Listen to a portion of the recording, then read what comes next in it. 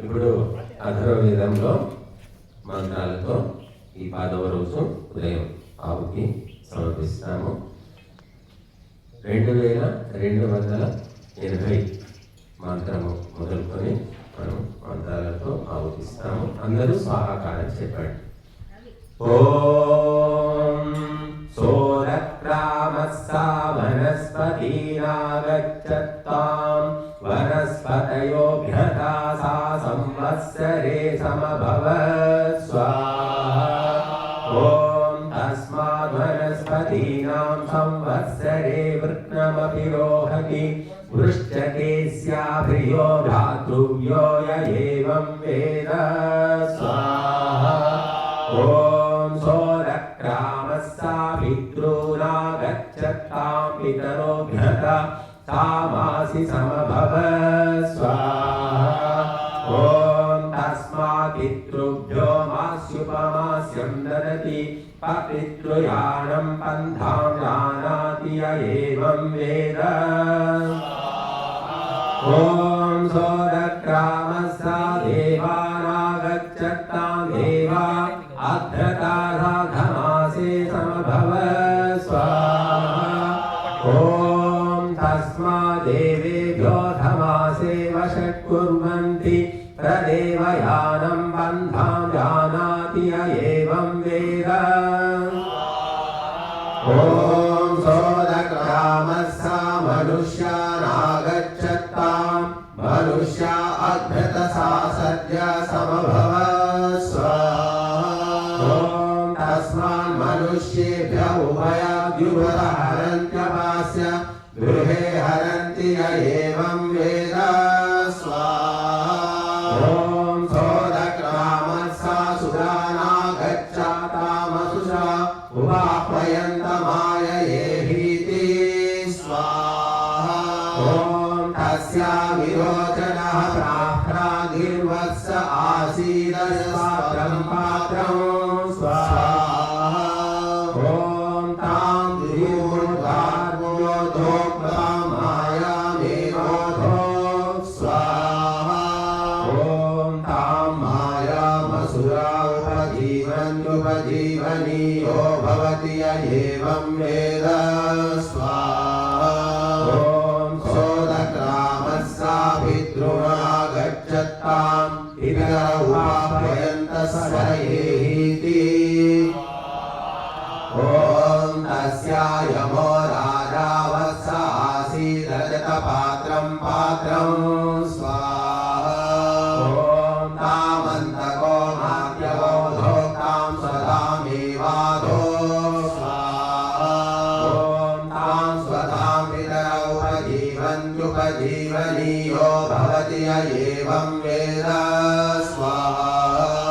ఓం సోరక్రామస్సా మనుష్యానాగచ్చత్తాం మనుష్యా ఉపాహ్వయంతే రావత్యేహీతి స్వాహా. ఓం తస్యా మనుర్వైవస్వతో వత్స ఆసీత్ పృథివీ పాత్రం స్వాహా. ఓం తాం పృథివీవైన్యోధోక్తాం కృషిం చ సస్యం చాధో స్వాహా.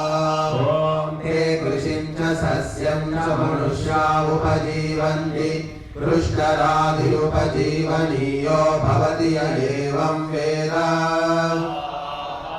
ఓం సోరక్రామస్సా సప్త ఋషీనాగచ్చత్తాం సప్త ఋషయ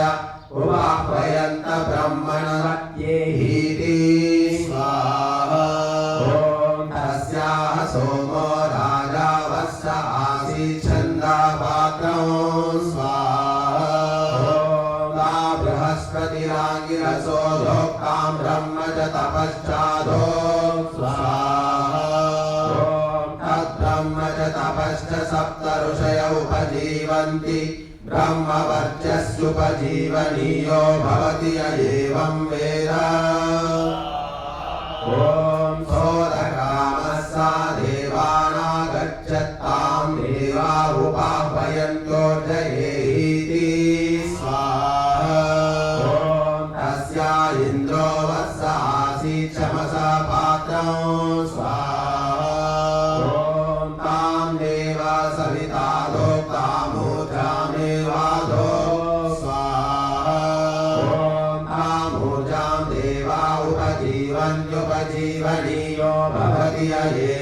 वेद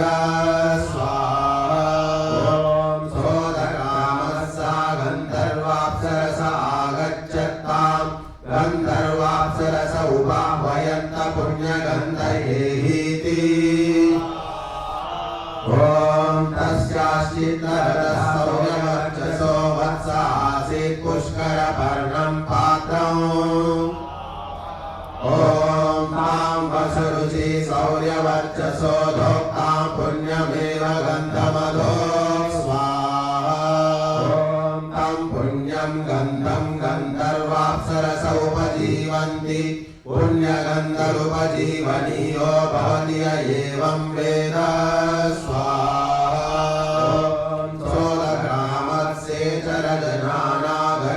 सोदग्रामस्येचरजनानागच्छत्तामितरजनान् उपाह्वयन्त तिरोधयेहीति स्वाहा तस्याः कुबेरो वैश्रवणो वत्स आसीरामपहारं पात्रम् स्वाहा तां रजतनाभिकाभेरगोधोक्तां तिरोधामेव अधो स्वाहा तां तिरोधामितरजना उपजीवन्ति तिरोधत्ते सर्वं पाप्मानमुपजीवनुयो भवति य एवं वेद ॐ सोदग्रामस्सा सर्पानागच्छत्तां सर्पा उपाह्वयन्त विषभत्येहीति स्वाहा ॐ तस्यास्तक्षसो वैशालेयो वत्स आसीदलाभुपात्रं पात्रम् ॐ तां दुतराष्ट्रहैरावतो धोक्तां विषमेवाधो स्वाहा ॐ तद्विषं सर्पा उपजीवन्त्युपजीवनीयो भवति य एवं वेद ॐ तद्यस्मा एवं विदुषेणाभुनाभिषञ्चरि प्रत्याहन्यात् स्वाहा प्रत्याहन्यामनसा प्रत्याहन्मीति प्रत्याहन्यात् ॐ यत् प्रत्याहन्ति विषमेव तत् प्रत्याहन्ति ॐ विषमेवास्या प्रियं भ्रातृव्यमनुविषिच्यते य एवं वेद ॐ दिवस्पृथिव्यान्तरिक्षा समुद्रादग्ने वातान्मरुतशाहि व्यज्ये तां चायित्वामृतं वसानां बुद्धिः प्रजाः प्रतिनन्दन्ति सर्वाः ॐ महत्पयो विश्वरूपमस्याः समुद्रस्य त्रोणरेत आहुः यथा इति मधुकशारदाना तत्प्राणस्तदमृतं निविष्टं स्वाहा ॐ पश्यन्त्यस्याश्चरितं पृथिव्यामृतङ्गरो बहुधा मीमांसमानाः अग्नेर्वातान् मधुकशायि जज्जे मरुतामुग्रानप्तिः ॐ मातादित्यानां दुरितावसूनां प्राणं प्रजानममृतस्य नाभिः हिरण्यपर्णामधुकशा घृताची महान् भर्गश्चरति मध्येषु ॐ अलोकामजनयन्त देवास्तस्या गर्भो अभवद्विश्वरूपः तं जातं तरुणं पिबर्ति माता स जातो विश्वा भुवनानि चष्टे ॐ कस्तं प्रवेद कौतं थिकेतयो अस्यामृतकलशः सोमधानो अक्षिता ब्रह्मासु मेधाः सोऽस्मिन्वदेतस् ॐ सतो प्रवेद सहुतो थिकेतया वस्याः सरो सहस्रधारावक्षितो ऊर्जं दुहाते अनपस्फुरन्तौ ॐ हिङ्करिक्रमित्वदेवयोधा उच्चैर्घोषाभेदियाव्रतं त्रीन् धर्मानभिवावशानामिमादिमायोपयते पयोभिः ॐ यामापि नामुपासीदन्त्यापशाक्वरा वृषभाये स्वराजः ते वर्षन्ति पश्यन्ति तद्विदे काममोर्जमापः ॐ सनयित्नुस्ते वाक् प्रजापते वृषा शुष्मं क्षिपस्ति भूम्यामधि अग्ने वातान्मधुकशाहि दज्जे मरुतामुग्राणप्तिः ॐ यथा सोमा प्रातः सवने अश्विनो भवति प्रियः एवामे अश्विनावर्च आत्मनि ध्रियताम् ॐ यथा सोमो द्वितीये सवन इन्द्राग्न्योर्भवति प्रियः एवामे इन्द्राग्नेवर्च आत्मनि ध्रियताम् ॐ यथा सोमस्तृतीये सवनरुभोणा भवति प्रियः एवामे रुभवोच आत्मनि ध्रियताम् ॐ मधुजनिषीय मधुवंशिषीय पयस्वानग्न आगमं तं मासं सृजवर्चसा ॐ सम्माग्ने वर्चसा सृजा प्रजया समायुषा विद्युर्मे अस्य देवा इन्द्रो विद्या सह ऋषिभिः ॐ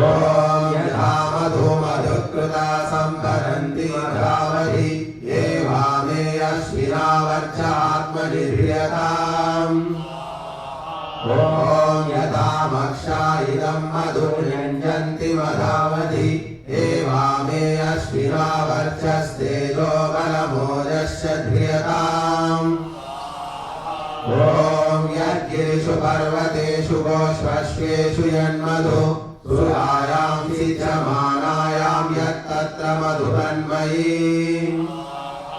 ॐ अश्विनासारणेन मा मधुनाक्तं शुभस्पति यदा वर्चस्पतिं वाचमावधानि जना अनु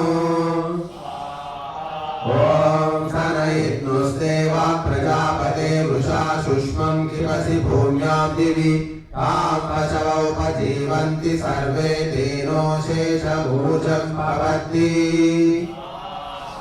ॐ पृथिवी दण्डोऽन्तरिक्षं गर्भोद्योहुकशा विद्युत्प्रकशो हिरण्ययो बिन्दुः स्वाहा ॐ या वैकशायाः सप्तमधूनि वेदमधुमान् भवति ब्राह्मणश्च राजा तदेनश्चाड्वांशबीजश्च यवश्च मधुसप्तमं स्वाहा ॐ मधुमान् भवति मधुमतस्याहार्यं भवति मधुमतो लोकान् जयति य एवं वेद स्वाहा ॐ यद्वीते स्तनयति प्रजापतिरेव तत्प्रजाभ्यः प्रादुर्भवति तस्मात् प्राचीनोपवीतस्तिष्ठे प्रजापतेरुमा बुद्ध्यस्मेति अन्वेनं प्रजानुप्रजापतिर्बुध्यते य एवं वेद स्वाहा ॐ सपत्नानं वृषभं घृतेन कामं शिक्षामि हविषाज्येन नीचैः सपत्नान् मम पालयत्वमभिष्टुतो माता वीर्येण स्वाहा ॐ यन्मे मनसो न प्रियं न चक्षुषो यन्मे भवस्ति नाभिनन्दति तत्तु स्वप्नं प्रतिमुञ्चामि सपत्ने कामं स्तुत्वोदहं विधेयम् स्वाहा ॐ दुःस्वप्नं कामदुरितं च कामाप्रजस्तामस्य गतामभक्तिम् उग्रईशानः प्रतिमुञ्चयो अस्मभ्यमभूराणचिकित्सात् स्वाहा ॐ नुदस्व कामप्रणुदस्व कामावर्तिं यन्तु मम ये सपत्नाः तेषामुत्थानामधमातांस्यग्ने वासोऽलि निर्दहत्वं स्वाहा ॐ सा ते कामदुहिता धेनुरुच्यते यामाहुर्वाचं कवयो विराजम् तया सपत्नान् परिवृन्धि ये मम पर्येणान् प्राणपशवो जीवनं वृणक्तु ॐ कामेन्द्रस्य वरुणस्य राजो विष्णोर्बलेन सवितो सवेन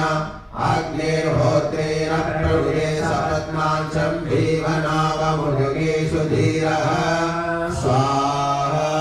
ॐ अदशो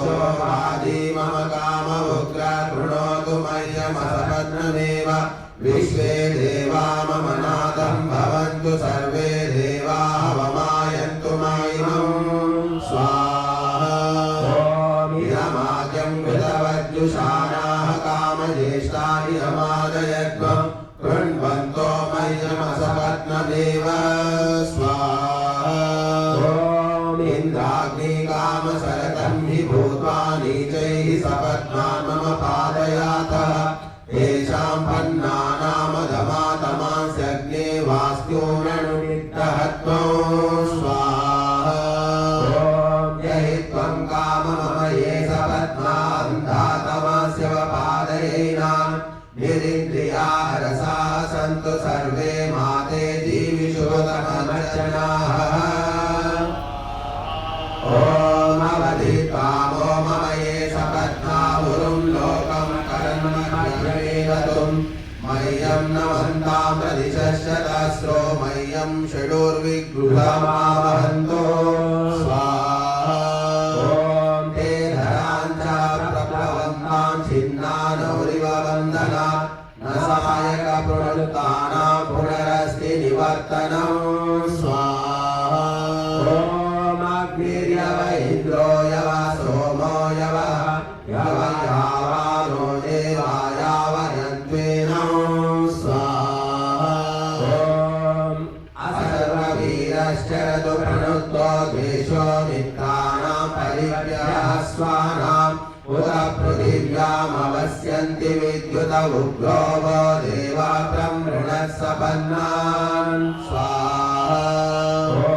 सुतादेयं बृहत्यच्युता च विद्युद्विभर्ति सरयित्योश्च सर्वा उद्यन्नादित्यो द्रविणेन तेजसा नीचैः सपत्नानुतां मे सहस्वान् ॐ यत्ते कामशर्म त्रिवरोधमब्रह्मवर्म विगतमनतिव्याज्यं कृतं तेन सपत्नान् परिवृन्ति ये मम पर्येनान् प्राणप्रसवो जीवनं वृणक्तो ॐ येन देवासुरान् प्राणुदन्त येनेन्द्रो दस्यो न धमं तमो विनाय तेन त्वा काममम ये सपत्नास्तानस्माल्लोकात् प्रणुदस्व दूरम् ॐ यथा देवासुरान् प्राणुदन्त यथेन्द्रो दस्यो न धमं तमो भवादे तथा त्वं काममम ये सपत्नास्तान्वस्माल्लोकात् प्रणुदस्व दूरम् स्वाहा ॐ कामो झज्जे प्रथमो नैनं देवा आपो पितरो न मत्याः ततस्त्वमसि जायान् विश्वः महास्तस्मै ते कामनमयि कृणोमि स्वाहा ॐ यावती द्यावा पृथिवी वरिम्ना यावदापाशिष्यदुर्यावदग्निः ततस्त्वमसि जायान् विश्वः महास्तस्मै ते कामनमयि कृणोमि स्वाहा यावती दिशा प्रदिशो विशोची यावती राशा विचक्षणादिव ततस्त्वमसि जायान् विश्वः महास्तस्मै ते कामनमयि कृणोमि ॐ यावतीर्भृङ्गाजत्वा गुरुरवो यावतीर्वगा वृक्षसर्प्यो बभूवुः ततस्त्वमसि जायान् विश्वः महास्तस्मै ते कामनमयि कृणोमि ॐ यायां निशतोऽसि तिष्ठतो जायान् समुद्रादसि काममन्यो ततस्त्वमसि जायान् विश्वः महास्तस्मै ते कामनमयि कृणोमि ॐ न वै वातस्य न काममाप्नोति नाग्निः सूर्यो नोत चन्द्रमाः ततस्त्वमसि जायान् विश्वः महास्तस्मै ते कामनमयि कृणोमि ॐ यास्ते शिवास्तन्वकामभद्रायाभिः सत्यं भवति यद्वृणीषे ता विश्वस्वान्यत्र पापीरपवेशयाधियः स्वाहा उपमितां प्रतिमितामतो परिमितामुत शालाया विश्ववा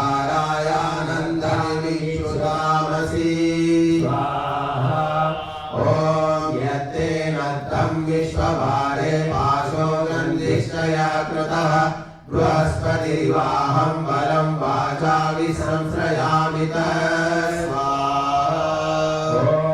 आययाम सम्भवर्ह गन्धेशकारे धरान् परोषि विद्वान् च देवेन्द्रेण विश्रुतामसि स्वाहा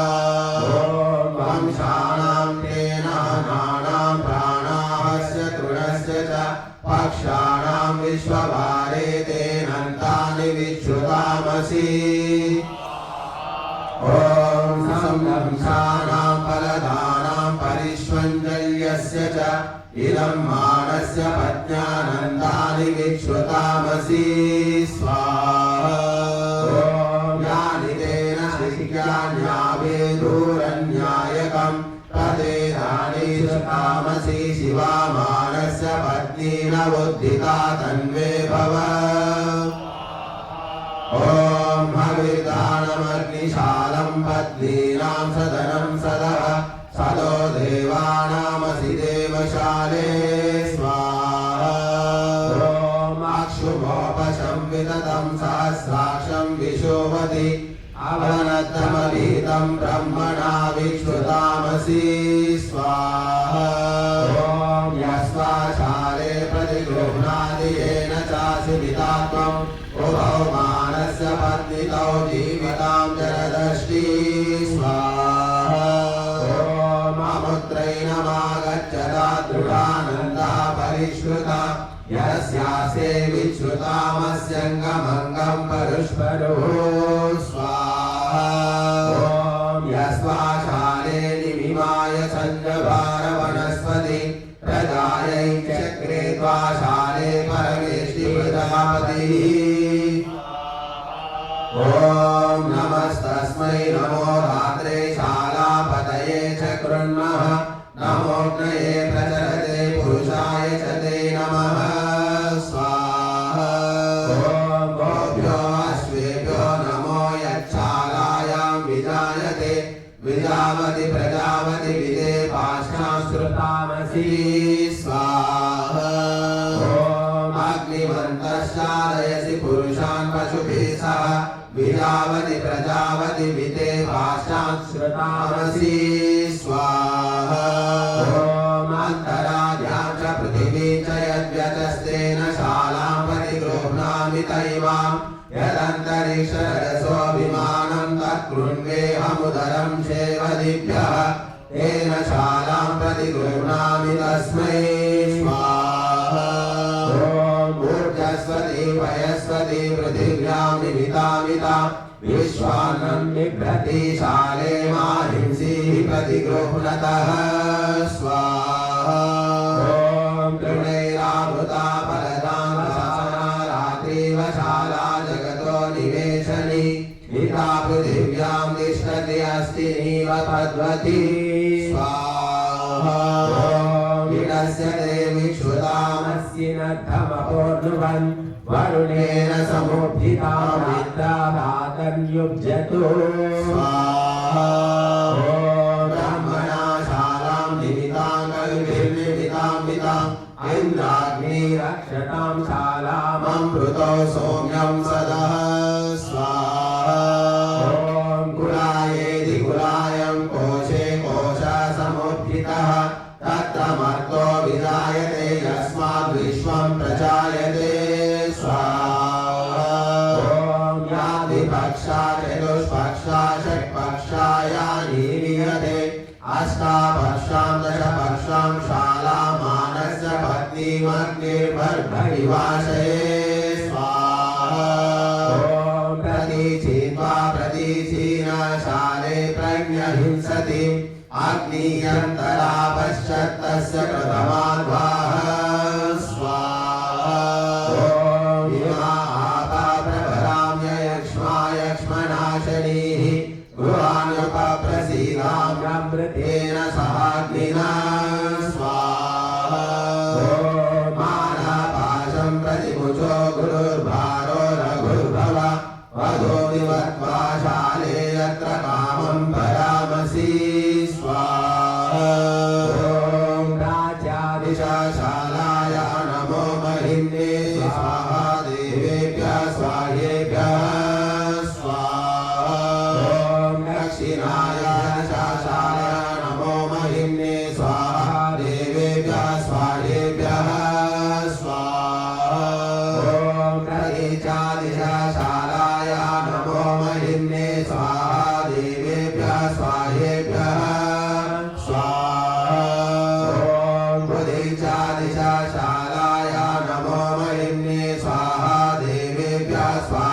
स्वाहेभ्यः स्वाहा ध्रुवाय दिशाशालाय नमो महिम्ने स्वाहा देवेभ्यः स्वाहेभ्यः ॐ ऊर्ध्वाय दिशाशालाय नमो महिम्ने स्वाहा देवेभ्यः स्वाहेभ्यः स्वाहा ईशो दिशाशालाय नमो महिम्ने स्वाहा देवेभ्यः स्वाहेभ्यः स्वाहा सहस्रस्मेष ऋषभास्पयस्वान् विश्वारूपाणि वक्षनासु बिभ्रत् भद्रं धात्रे यजमानाय शिक्षन् वाहस्पत्य उश्रियस्तन्तु मातान् स्वाहा महाव्यो अग्रे प्रतिमा बभूव प्रभो सर्वस्मै पृथिवीव देवी इतावत्सानां पतिरज्ञानां सहस्रे कोशे अपि न गृणोतो स्वाहा पुमानन्तरां सविवपयस्वान् वसो गवन्नभृषभो विभर्ति विमिन्द्राय पतिभिर्देवयानैरुतमग्निर्वातु जातभेदाः स्वाहा पितावत्सानां पतिरज्ञानमाहो पितामहतां गर्गराणां वत्सो जलायुपतिदिक्पीयूष आमिक्षाघृतं तद्वस्य रेतः स्वाहा देवानां भागवनाशयेषोपाम्रसवोषधीनां कृतस्य सोमस्य भक्षमवृणीत शक्रो बृहन्नद्रिरभवत्यच्छरीरं स्वाहा सोमेन पूर्णं कलशं विवर्षित्वष्टारूपाणां जनिता पशूनां शिवास्ते सन्तु प्रजन्म इह यागिमान्यस्मभ्यं स्वधिते यच्चया अमोः स्वाहा आजं विवर्ति कृतमस्य रेतः सहस्रवकोशस्तमुयज्जमाहुः इन्द्रस्य रूपवृषभो वसानः सो अस्मान् देवाः शिवहैतु दत्तः स्वाहा इन्द्रस्योजो वरुणस्य बाहो अश्विनोरं सोमरुतामियं ककुत् बृहस्पतिं संवृतमेतमाहुर्ये धीरासः कवयो ये मनीषिणः स्वाहा दैवीर्षः पयस्वानो तनोषि त्वामिन्द्रं त्वां सरस्वन्तमाहुः सहस्रं स एकमुखा ददाति यो ब्राह्मणऋषभमाजुहोति स्वाहा बृहस्पति सविता ते वयो ददौ त्वष्टुर्वायोः पयात्माता पृतः अन्तरिक्षे मनसा त्वा जुहोमि बर्हिष्ठे द्यावा पृथिवी उभेस्तां स्वाहा या इन्द्र इव देवेषु गोष्ठेति विवावदत् तस्य ऋषभस्याङ्गानि ब्रह्मा संस्तौतु भद्रया स्वाहा पार्श्वे हस्तामनुमत्या भगस्यास्तामनुवृत अश्रीवन्तावब्रवीमित्रो ममैतो केवलादिति स्वाहा भसदासिदादित्यानां श्रोणीयास्तां बृहस्पतेः पुच्छं वातस्य देवस्य तेन धूनोद्योषधीः स्वाहा मृदा आशंसिनी वाल्या सूर्याय स्वचमब्रुवन् उत्तातुरब्रुवन् पदऋषभं यदकल्पयन् स्वाहा क्रोडासीजामिशंसस्य सोमस्य कलशो धृतः देवाः सङ्गत्य यः सर्वऋषभं व्यकल्पयन् स्वाहा ते पुष्टिकाः सरमायै कूर्मेभ्यो अददूषपान् भूमध्यमस्य कीटेभ्यः श्रवद्भ्यो अधारयन् स्वाहा शृङ्गाभ्यां रक्ष ऋषयत्यवर्तिं हन्ति चक्षुषा शृणोति भद्रं कर्णाभ्यां गवां यापतिरभ्यः ॐ शतयाजं स यजते नैनं दुन्वन्त्यग्नयः चिन्वन्ति विश्वेदं देवायो ब्राह्मणा ऋषभमलभूति स्वाहा ब्राह्मणेभ्य ऋषभं हत्वा वरीया वृणुते मनः पुष्टिं सो अज्ञानां स्वे गोष्ठेन पश्यते स्वाहा गावः सन्तु प्रजाः सन्ततो अस्तु तनोबलं तत्सर्वमनुमन्यतां देवारुषभारयिने स्वाहा अयं पिपान इन्द्रैं ददातु चेतनि अयं धेनुं सुदुरां नित्यवत्सां वशं दुहां विपश्चितं परो दिवः ॐ विसर्गरूपो न वसो वयोधा इन्द्र सुष्मो विश्वरूपो न आगन् आयुरस्मभ्यं ददत् प्रजां च रायश्च पोषयविनाशचतां स्वाहा उपेहोपवर्चनास्मिन् गोष्ठ उपभुञ्जनः उपऋषभस्य यद्रेद उपेन्द्र तव वीर्यं स्वाहा